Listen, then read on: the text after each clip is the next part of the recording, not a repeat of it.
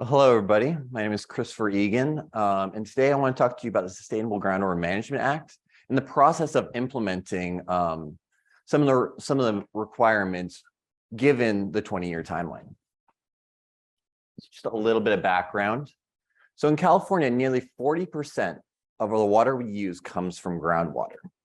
During drought periods, this can go up to 60%. Now, this is the water we drink. This is the water that fuels habitat that we go and recreate at, and a lot of really makes up our environmental background. It's also water for the agriculture, for the crops we eat. So it's very important. Now, while surface water is highly, highly regulated by both the state and federal government, up until 2014, groundwater was largely unregulated. Really, the most regulation came from community organizations that came together to make sure that a lot of the negative externalities did not occur from overpumping. Well, without a lot of this without regulation, we did have chronic problems of overdrafting, which has led to lower water quality, subsidence, seawater intrusion, as well as a number of well failures that still persist throughout the state. To address these concerns, Governor Jerry Brown developed signed the Sustainable Groundwater Management Act in 2014, which required local subbasins to form together to create groundwater sustainability plans under the mandate that after their approval, both in 2020 and 2022, that groundwater basins will be sustainable.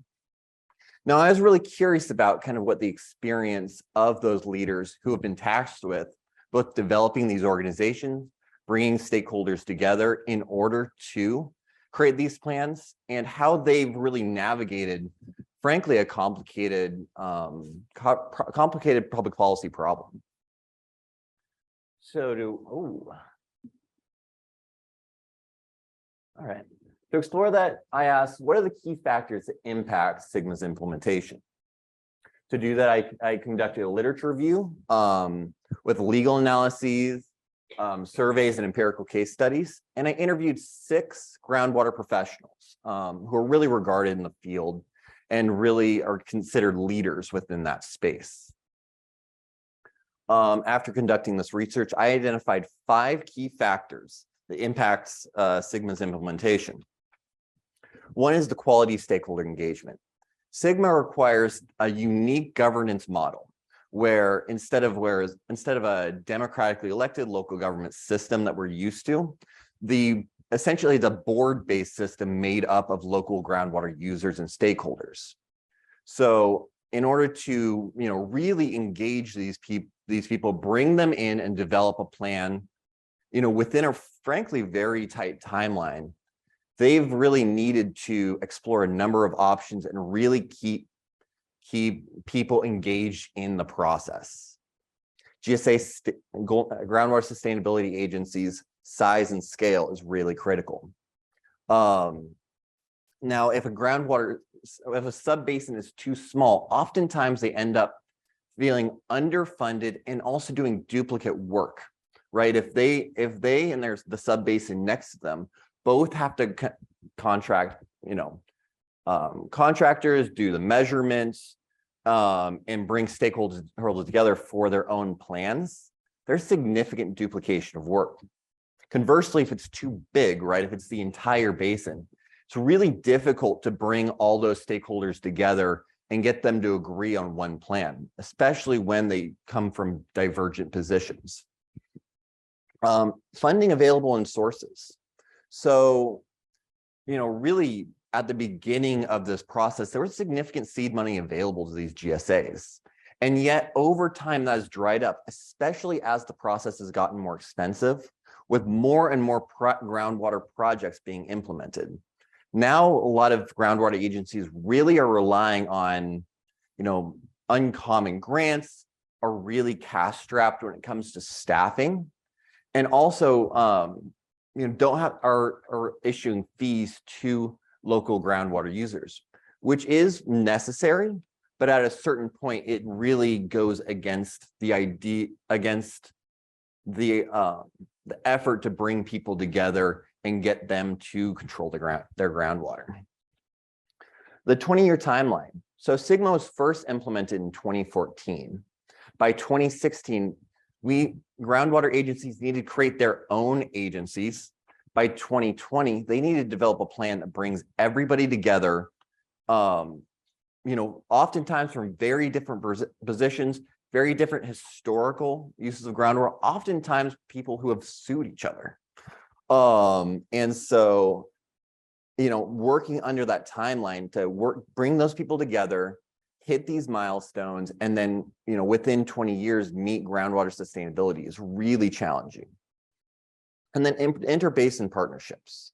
So oftentimes within a given basin, if the left hand doesn't know what the right hand is doing, oftentimes you'll have different plans, different strategies, different amount of water going back into the ground through recharge, which creates a problem where you don't have basin sustainability, even though everybody's following their own plans. You really need to be coordinating, data sharing, etc.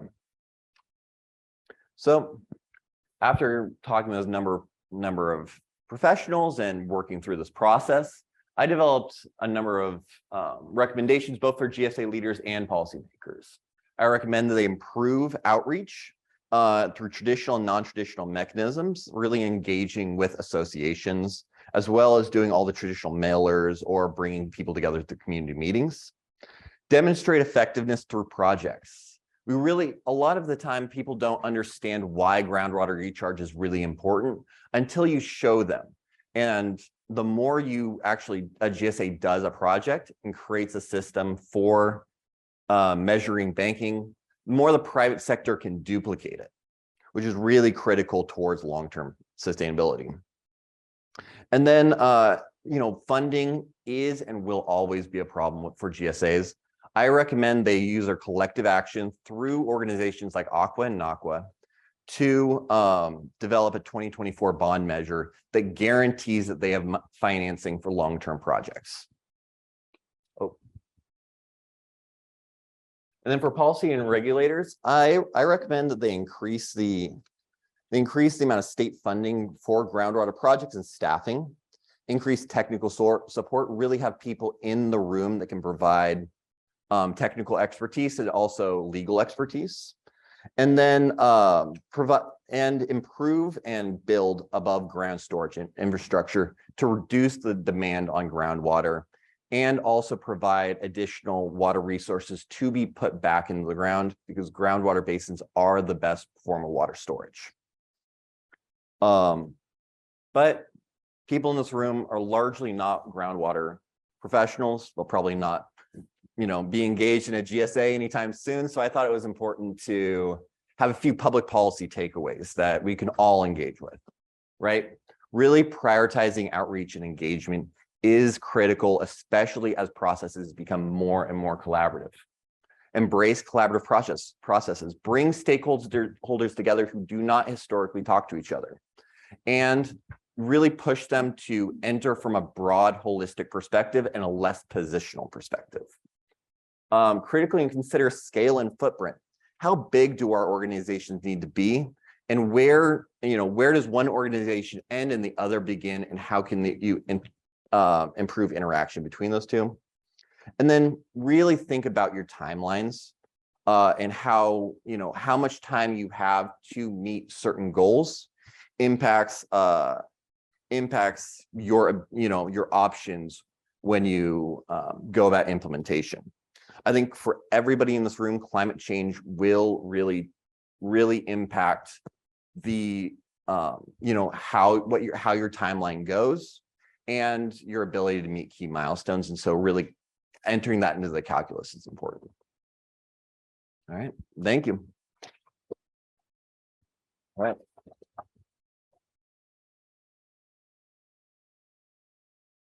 All right, any questions? Thank you for that. I thought that was really interesting to hear about that timeline. Thank you. 2034 is not very far away. So it's actually 2040 and 2042. So it starts at 2020 and 2022. Gotcha. Thank you.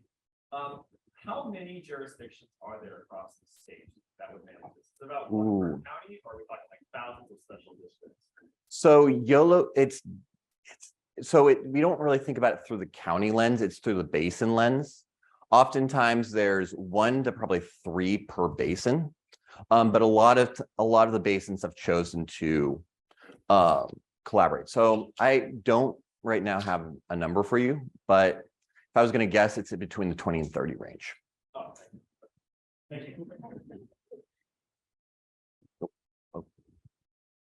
did you look at anything related to like rainwater use or water recycling as part of this?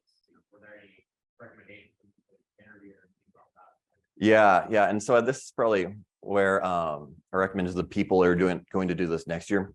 That was somewhere I really wanted to keep outside of my scope, right? Water use, water conservation, really looking at how surface water is being used. That I just chose to make that not in my scope for a 12-week project, and really center around not even groundwater, but groundwater administration.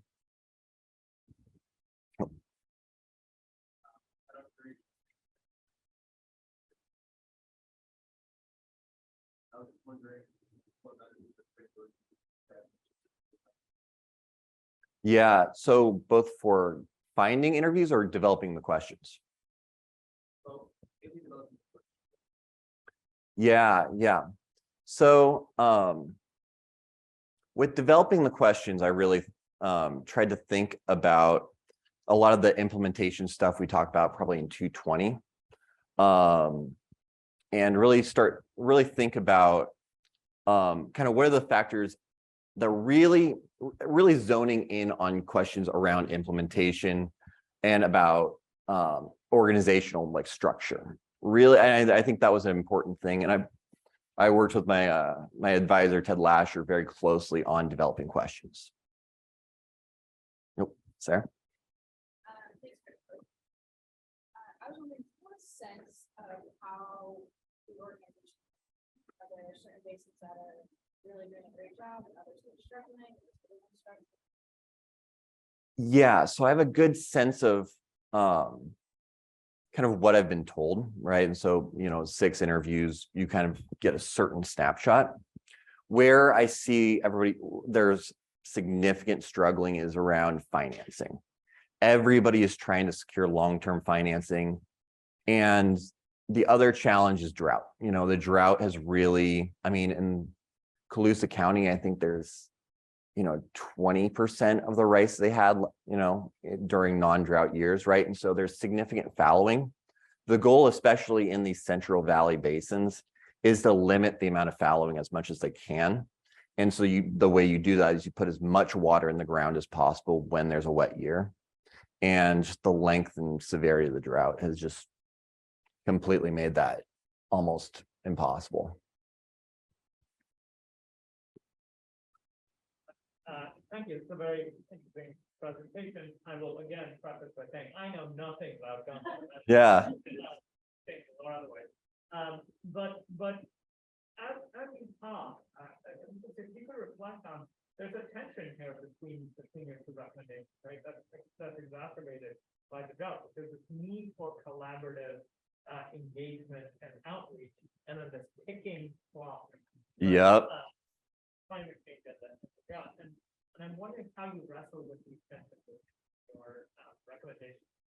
Yeah, it's a stakeholder-based model, which is very unique, I think everywhere, but especially in California. It's not elected. So without keeping these stakeholders engaged and then also the water users engaged, you're not going to be successful in the reducing amount of water you're going to pull out, right? And so I think I don't necessarily see the tension so much, because I think that, the more you engage stakeholders, the better you're going to do about meeting those timelines. I think without it, you're going to miss timelines just because you're not going to be able to control the amount of water coming out of your basin. All right.